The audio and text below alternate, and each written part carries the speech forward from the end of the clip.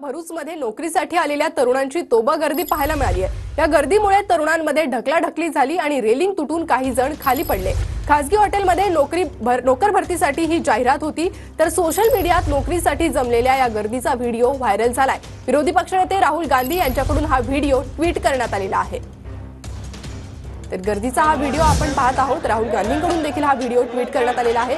तर काही तरुण रेलिंग वरून खाली पडले आणि त्यानंतर त्यांना रुग्णालयात भरती करण्यात आलेलं आहे। तर भरूचमध्ये नोकरीसाठी जमलेली ही गर्दी होती।